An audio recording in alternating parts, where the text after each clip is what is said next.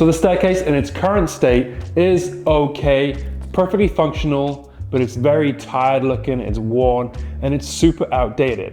And it doesn't really go with the new updates that we're doing to the house. It's also the first thing you see as you enter the house, and personally, I think I can turn it into more of a grand entrance. And with the old pet stained carpet going, it's time to focus on the spindles and the railings, which is the kind of work that is no match for the mighty Sawzall.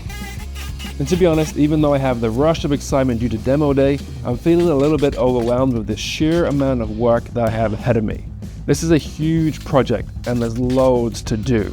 But that's what makes it exciting, right? With each piece removed, I'm one step closer to something fresh and modern. So let's get this space cleared out and start moving on the next phase.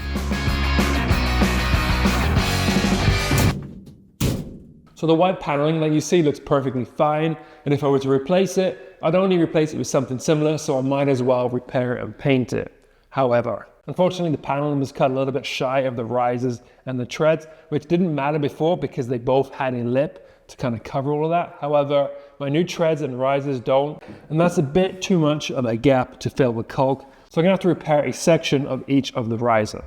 Next, I made a simple jig that needs to be attached nice and level so I can cut a clean section out. For this, I'm using a template bit in my router. This combination is perfect to get a nice, clean cut. Once that's done, I'm able to fill the gap with a larger piece of MDF. The goal here is to create a solid, smooth surface to work with.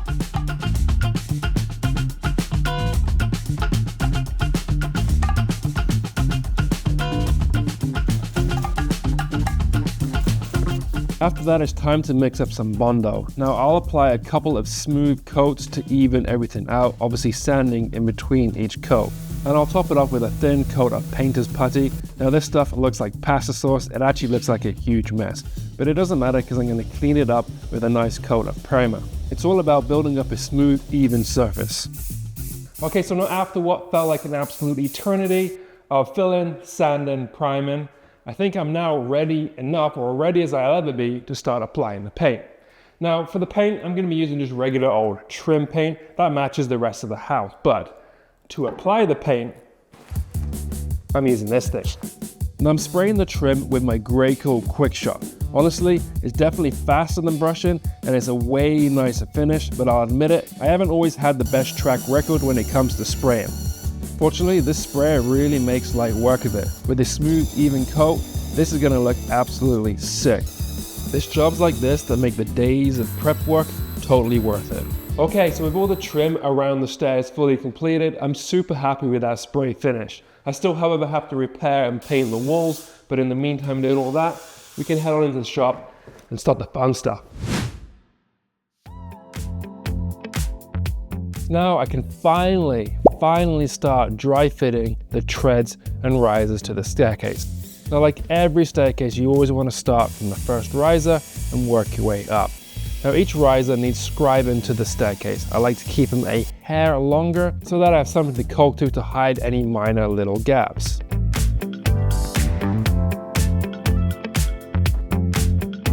Now as part of the process to lock this whole staircase together, I'm using my domino to join the risers and treads.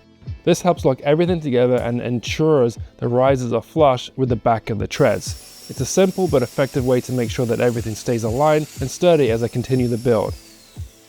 Any help with alignment at this stage will make it so much easier when I come and permanently fix these treads and risers down.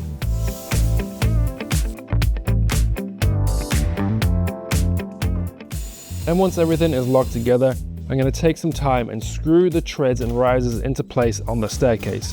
I'm screwing them at points that are going to be hidden by either the next tread or the next riser, so you'll never see these on the final product. This helps keeps things clean and ensures that I'm not going to have a landslide when I step on one of the treads and slide all the way down to the bottom. Now I'll be repeating a lot of these steps as I work my way up the staircase.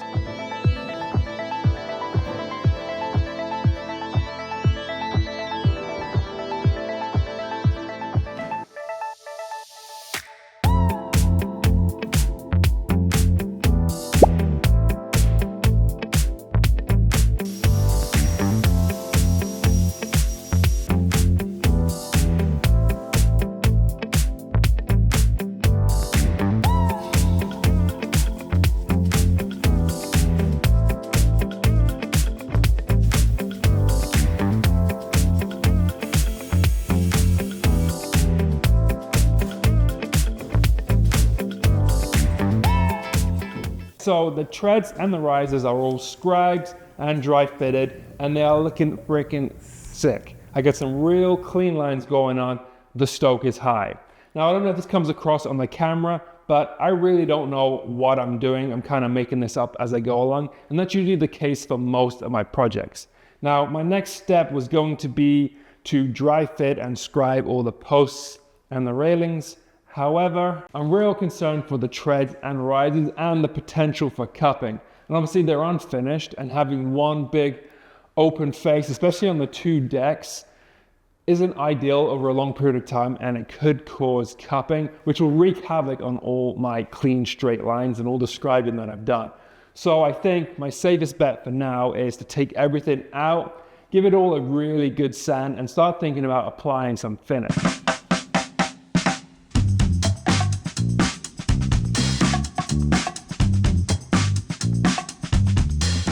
So for the finish of the treads and the risers, I'm using Boner Traffic HD, which is the industry standard for floor finishing. Now this finish also requires a sealer which comes in several colors. I've gone with natural to keep the look clean and simple. The best part is how easily it is to apply. Now you just roll on the sealer, which helps the durability, moisture resistance, and gives it a nice smooth base for the finish. And under the right temperatures, this stuff dries really quick, so you can almost get all of your coats done in the same day. And after just applying the sealer coat, you can really see the colors pop, and you kind of get an idea of how it's all going to come together. Now once the sealer has dried, it does raise the grain, so I'm going to knock off the high spots with a light sand. Now for the top coat, I did go with the anti-slip, as it is going to be on stairs. That just kind of made sense to me. And this stuff is usually made for flooring, so when you're mixing up small quantities, as this is a two-part finish, it is kind of difficult, but once you figure it out, it basically rolls on the same way as the sealer.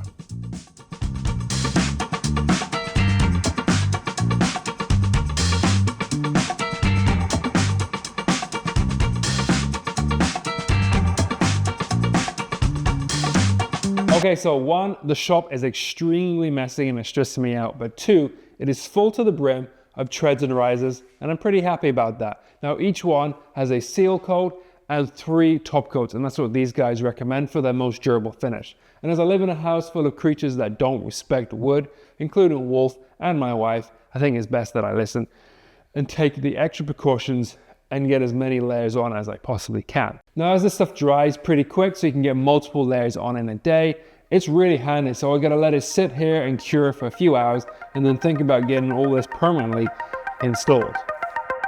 Now this stuff is fast drying, but I did let it cure for at least 24 hours. And then once it has finally cured, I can then start gluing all the treads and risers permanently into place using my secret weapon. Now it's not that much of a secret, it's just standard PL construction adhesive, but it is what all the professional stair builders and installers use to stick down their treads and risers. Now after applying a healthy amount of PL, it's always a good idea to peel up your material and check that you got good even coverage. And have you ever walked down a staircase or walked along a floor and it squeaks? Well, that squeak is usually wood on wood contact. So anywhere where the wood is going to touch, so from the riser to the underside of the tread, I've also put a no more nails that dries clear, so that if there's any ooze out, you can't see it, and it just helps glue it all together, and it creates a bit of a barrier to help take out the risk of squeaks. And as I've spent all this time out of my life rebuilding this staircase, the last thing I want to do is for it to squeak every time I walk up and down it. Now with each tread and riser, when I'm gluing it down to the actual frame of the staircase, I'm making sure that they are sitting nice and level and flat. That ensures that the next tread and the next riser is also going to sit nice and flat too.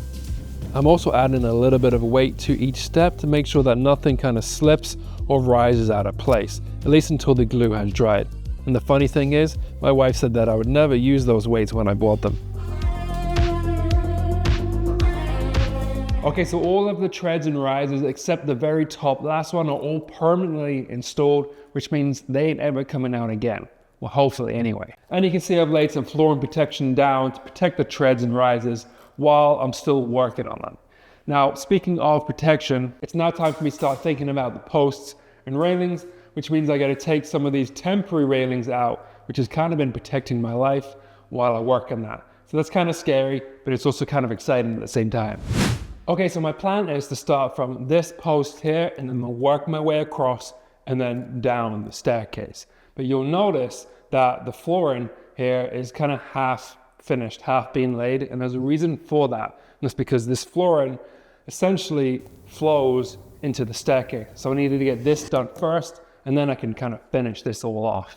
However, although the floor is white oak and so is the stair treads, the floor itself has a bunch of different colors, tones, and variants, and I spent a bunch of times picking out the most perfect material for the stair treads. So to make them kind of seamlessly flow together is going to be a bit of a headache, but I've got an idea. Now my plan is to lip along this long run, across this top step, and then return it back into that wall. And I'm going to make it entirely out of the flooring material. Now I've gone through a bunch of the packs of flooring and picked out the best pieces that match the stair treads and rises.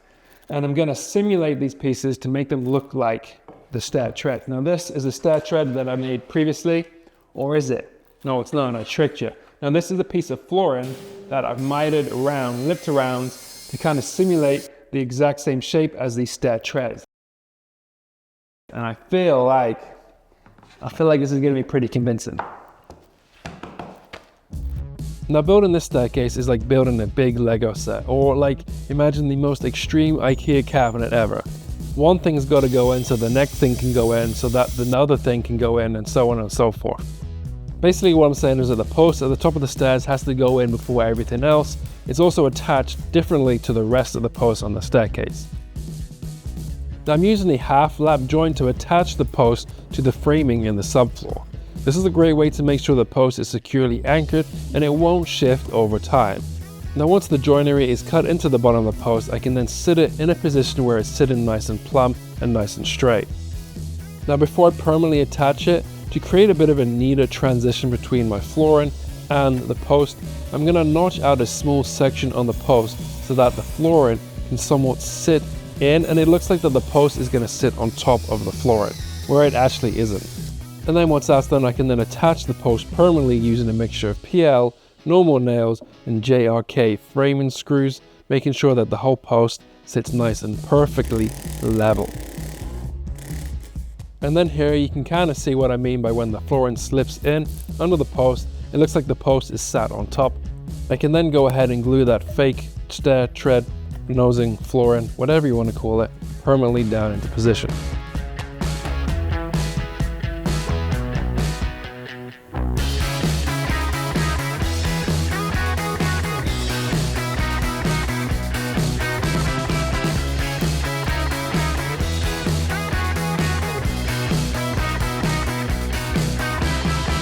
Okay, so that went pretty well. It's pretty damn convincing, and I've impressed myself once again. And now that that post is in, this section is done, I can now concentrate on getting this post in and then figuring out how to connect the two. Now for this post here, as it's against a wall, I've gone ahead and ripped a full post in half, and I'm going to use one half of it against that wall. Now I start off by setting up my laser level to mark the height of my railings. However, in hindsight, I think this was a mistake where I should have just measured from the floor, as the rest of the staircase is measured from the nosing of each step, and if the floor is way out of level, then there's going to be a bit of a height difference either end. Fortunately for me in this situation, it wasn't an issue. Now for the joinery between the two, I didn't want any visible fixings. I wanted it to look seamless. That's why I'm using the domino here to create a strong hidden connection between the two pieces. The goal is for everything to come together in a way that it all was made out of one continuous piece. However, as the project progresses, I do end up changing this approach slightly.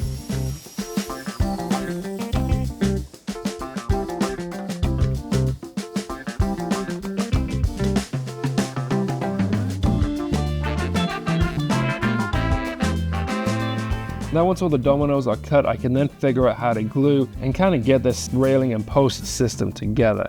Now it was a lot of shuffling, a lot of wiggling around to get them all kind of locked in, but once they're all together, this whole system was completely solid.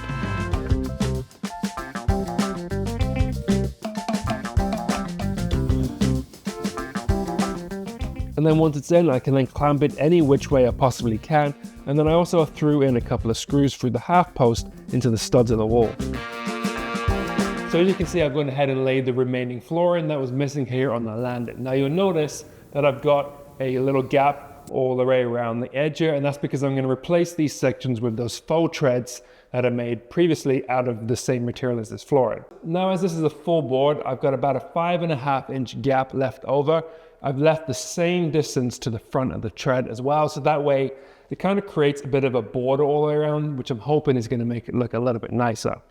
I've also gone ahead and ripped these down, and I've cut a little groove in the back to kind of link up and sink in with the flooring, so it's a bit of a stronger joint. Now, installing the faux tread, as it wraps around the corner, I'm going to have to cut a miter in the two pieces to be able to miter them together to have a nice clean transition. And to glue the pieces down, I'll be using PL and wood glue to make sure everything stays in place. And as I didn't want any mechanical fixings or screws or anything like that, this is the best way to hold it all together and make it feel nice and solid. Now, as this is a super tricky thing to clamp, there's really nowhere to put clamps on this thing. I'm going to use filament tape. Now, this stuff is great for those awkward situations because you can really stretch it and help lock things together. Now, with that all dried up and cured, it's rock solid. I mean, rock solid. That ain't going nowhere. There's also a really nice looking detail, which is unfortunate because I'm about to cover it all up with more posts and railings. Now, you've seen a full post and you've seen a half post, but I feel like this is the world's first 3/4 post. Now, when doing renovations, you kind of just have to adapt to what's already going on there. And before, they had a full post kind of just floating away from the wall, and it looks super goofy. So I figured this is the best thing that I can do in this situation. Okay, so now that post is temporarily in. For me to get the measurement of that railing section, I need to get this one kind of in as well, so I can measure between the two. Now, this post is a transition between the flat railing and the one that's going down the stairs, which is the scary one. And I figured out I'm going to attach this one and most of the other posts the same way, and that's by half lapping it over the tread and the riser. And let me show you what I mean by that. Now, I've gone ahead and I've cut out the underside of the post for the half lap joint. And when I sit in position, you'll notice that there's a bit of a gap between the back of the post and the front of the riser, which is obviously no good. And that's because the nosing of the stair tread has a 1 inch overhang. Now, for this to sit flush with the riser, which is what we need, I'm gonna have to cut a knot out of the nosing to accept the post. Now, in cutting into something that you've just spent hours making and it's already glued into place, it's super scary. So I made this jig to help assist me cut the perfect notch out to receive the post. Now, each post from now on are going to be half lapped again. However, they're going to be attached to the face of the stairs and the framing of the stairs rather than the framing of the floor. And then once the post is temporarily locked in, sitting nice and level, I can then go and get a measurement between the two, cut the railing, and then kind of dry assemble the whole thing together.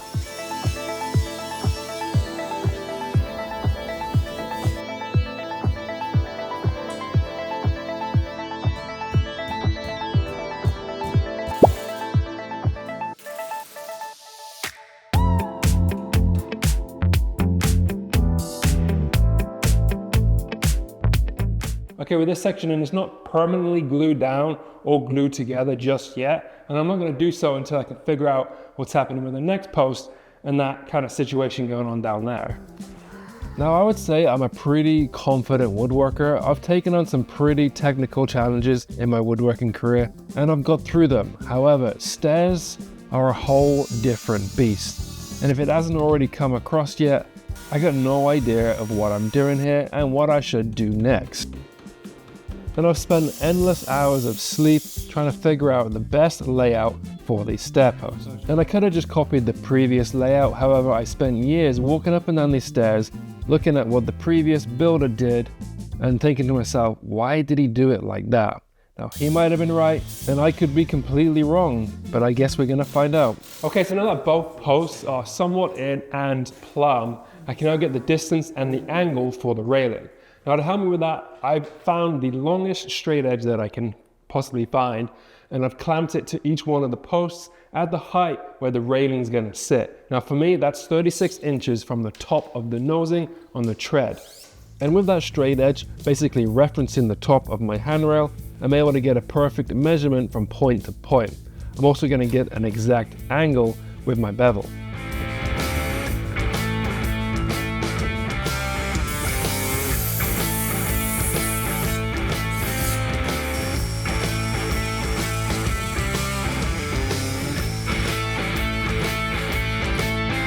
Now once the railing is cut to length, I'm able to wiggle it in with a little bit of assistance. Also having the posts not fully glued down, I can loosen them off to give me a little bit more room to get that railing in between the two posts.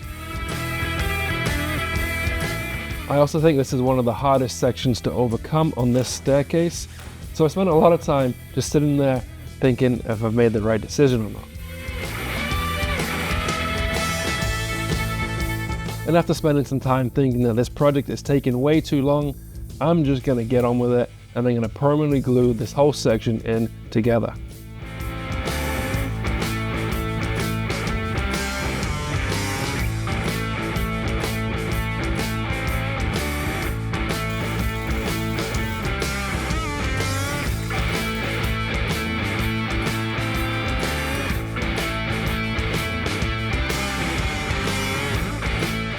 Now I was thinking to myself that this section is probably the most important section to be as strong as possible because it has the biggest drop on the other side of it.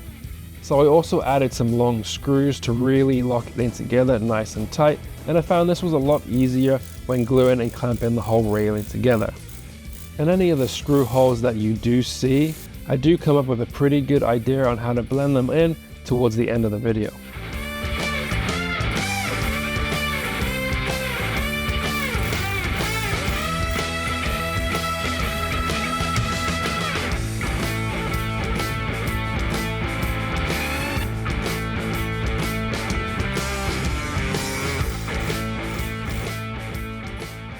Okay, so now this section is fully in. Before I continue it around and down the staircase, I'm gonna let it sit and dry and cure for 24 hours before I start really messing around with it. So I'm gonna jump ship and make a start on the other side. Now installing the lower section of the posts and railings here, it's pretty repetitive at this point. I'm just going through the same steps I've already covered, but consistency here is key. I wanna make sure that I keep the same standard throughout the whole project. Everything needs to be lined up perfectly to make sure that the whole system stays solid and looks clean. And there is a bit of relief getting past that previous stage. It was one of the stages that I lost a lot of sleep over, and I don't know why I get worried about certain things because I guess I don't want to make any major screw-ups. But I got told once when I was doing my apprenticeship that a good carpenter isn't someone who doesn't make mistakes, it's someone who knows how to fix their mistakes correctly. And to also fix a mistake without people knowing that they made a mistake. That's what makes a good carpenter. Anyway, there's still some challenges ahead and I'm not letting my guard down just yet until this whole thing is wrapped up.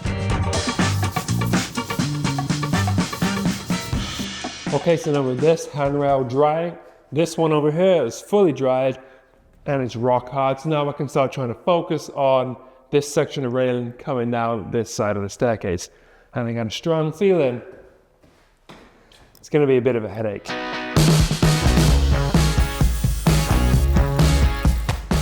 So over the past couple of weeks, in my head, I've gone through every kind of scenario to which this handrail can possibly go by.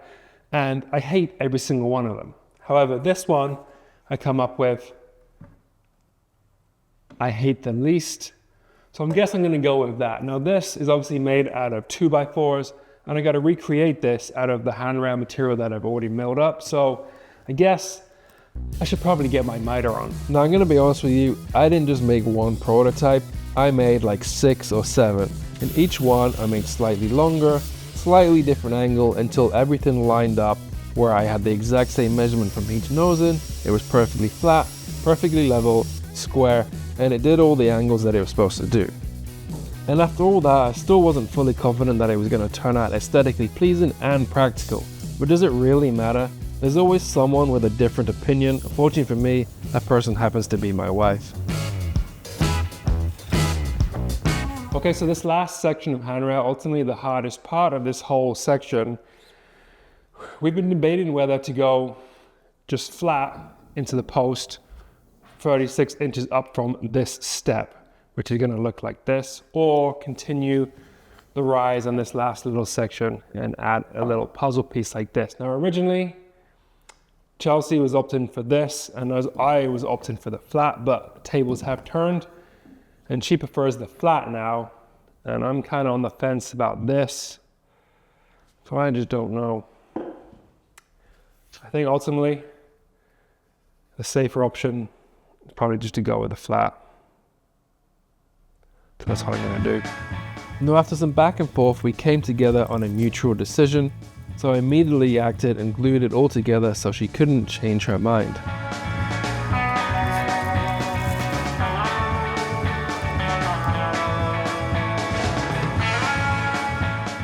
And then once the glue had fully dried, I can then get this last section of railing fully installed. And I remember feeling a huge sigh of relief having that last section in, until I suddenly remembered I have the next section of this project to start losing sleep over.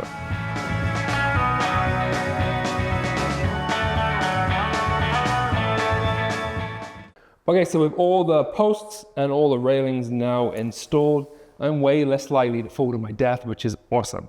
I still obviously have to put all the spindles in, however, before I do that, you'll notice that the way that I attach the post to the staircase, that it's left behind these perfect 3/8 of an inch wide holes. Now I need to fill these holes with some plugs. Now I went the extra mile, and when I cut my posts to size, I kept my offcuts like this one. Now this is the exact offcut to this post, and I went ahead and I drilled my dowels or my plugs in the offcut. So now when I use these plugs, in theory, I'm not going to say they're going to be invisible, but they should blend in pretty damn good.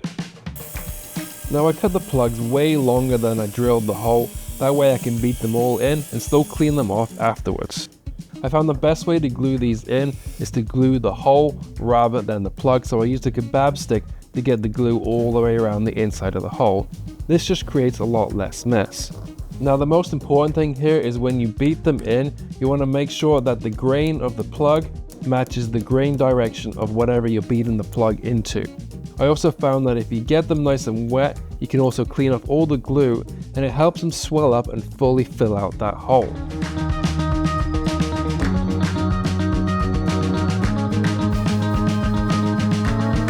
Okay, so now this is really starting to take shape and it looks freaking awesome, and I'm getting excited. And I'm happy to be at this stage of the project, though we're not done yet. Now I guess the next thing for me to do is probably the next thing I've been losing sleep over, and that's installing the spindles.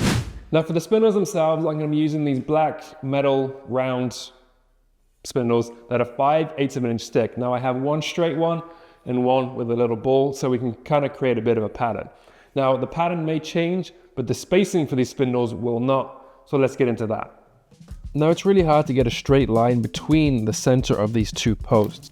So I set up a laser level to get a nice reference point, and then I lay down some tape so I don't do any scratching, made a mark at the center of each post, and then used a combination square to transfer that mark down each tread.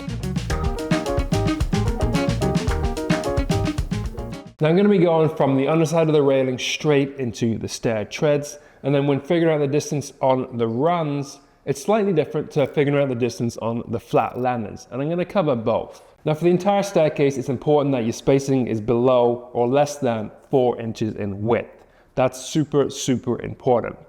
Now a good rule of thumb for figuring out the spacings going straight into the treads is to completely ignore the treads themselves, and you want to go from the distance of riser to riser. So the distance that I have from the front of the riser on the step below to the front of the riser on the step above is exactly 9 inches on all of them.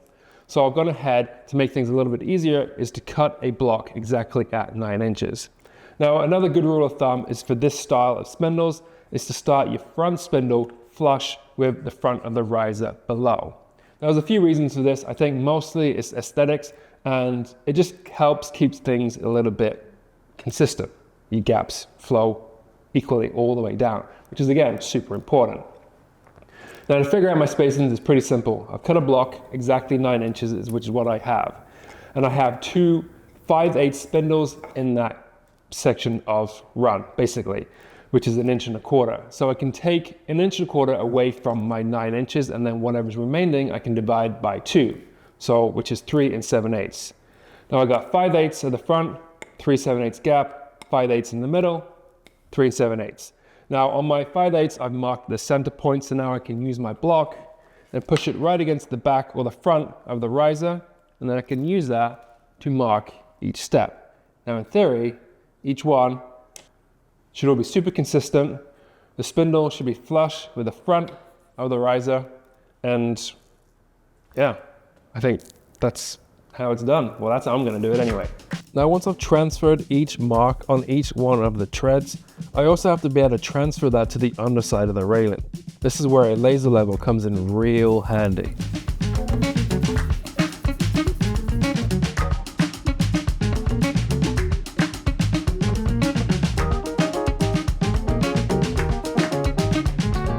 Now when drilling my holes for my spindles, I have a Forstner bit the same width as my spindles. Now this is the best drill bit for this job. It's clean, it's precise, it's perfect. Now with that said, it's super difficult to drill holes on an angle with this kind of drill bit. So I also made a simple little jig to assist me to drill all the holes on the underside of the railings. Now the depth of my holes are going to be deeper in the underside of the railing than they are on the treads, and this will make more sense when we come to install the spindles.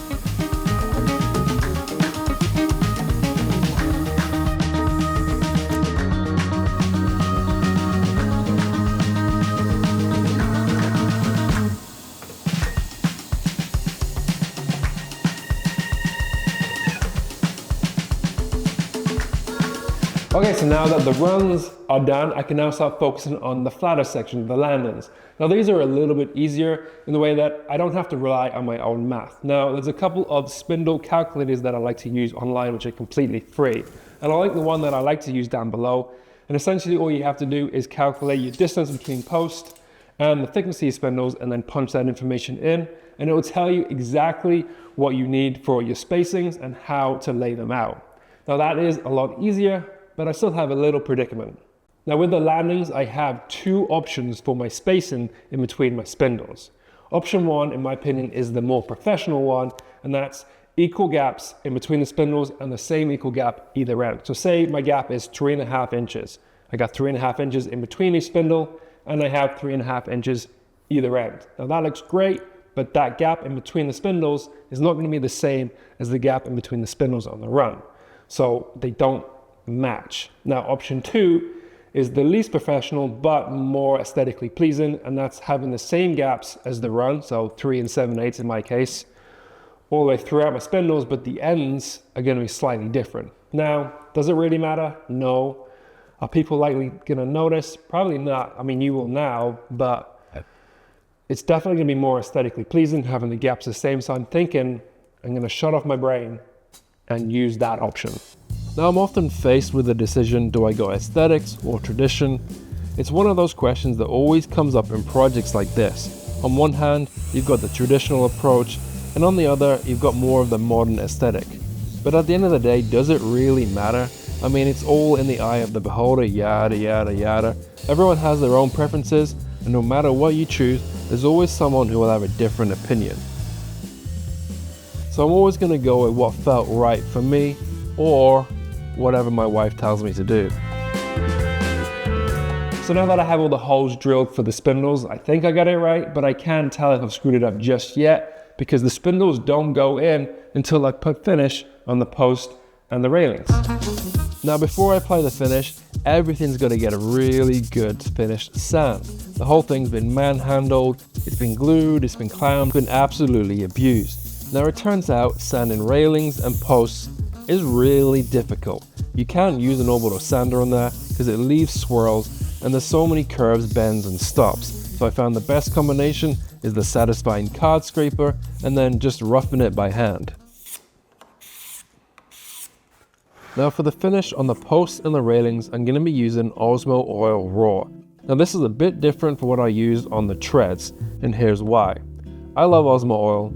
I use it 90% of the time. But when it comes to floors, in my house especially with the kids, and the dogs and the wife that I have, who all don't respect wood, I wanted to make sure that I have a more durable commercial finish for the treads to stand up for more daily wear.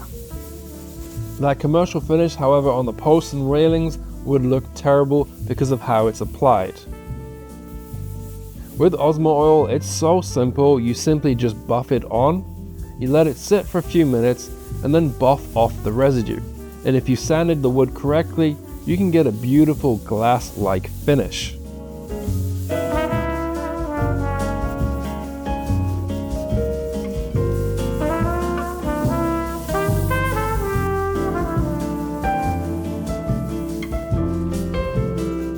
It only requires 2 coats with a light sand in between, which makes it much easier to work with for this kind of woodworking.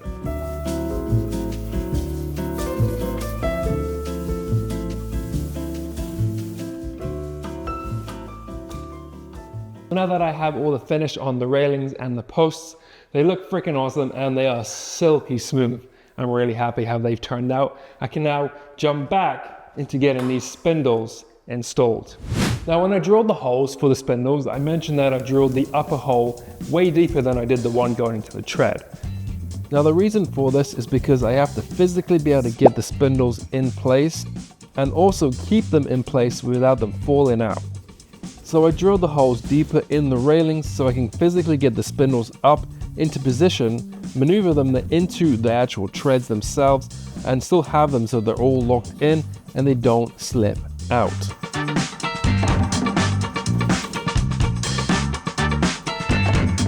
I also added some no more nails, which dries clear, which is going to help lock the spindles into position. You really don't want them spinning around and rattling inside of the holes. And as these particular spindles are aluminum, I'm able to cut them with my miter saw, which makes things way more simpler.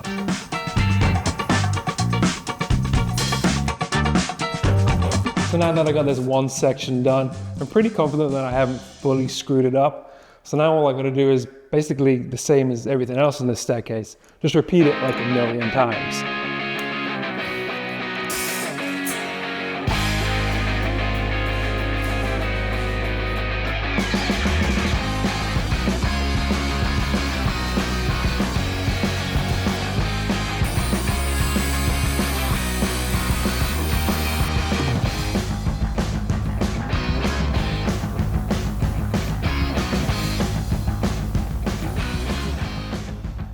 Okay, so in this box holds the last remaining part to the staircase, to which I can finally move on from this chapter of my life. Now you remember when I made the posts that I did the whole wraparound thing, but that leaves the ends of the posts all exposed and kind of ugly, and I can't leave it like that because that would be ridiculous. So I purchased, now this is I think the only thing to the staircase that I actually purchased other than the spindles. I mean, I'm not a freaking wizard. And then these cute little hats that sit on top of the post. Now this isn't exactly the one that I ordered. For some reason they sent a different one, but it's close enough. And I'm in a bit of a time crunch, so it'll do. And essentially, they just sit on top, like so. And they just add like a real cute little detail to all the tops of all the posts. Now as a few of the posts have been modified, I've got the half post, I've even got the 3/4 post. So I have to modify these little hats, or whatever you want to call them, to suit.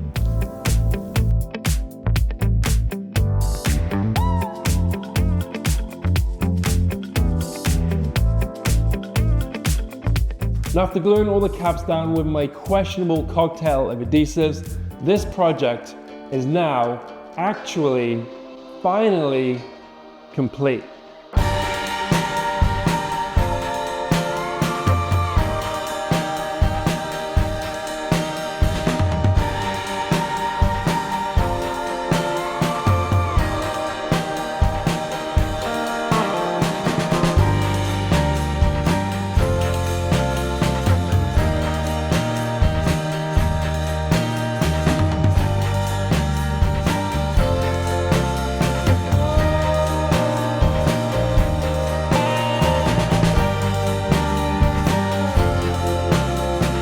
Now this has been the second most challenging build of my career so far, after this guy. And if you made it this far throughout the video, I just want to say thank you so much for your support. And if you enjoyed it, make sure to hit that subscribe button. Now, if you excuse me, I'm just going to sit there for a while and pretend that I didn't almost lose my mind building it. Thanks again for watching, and I will see you guys in the next one.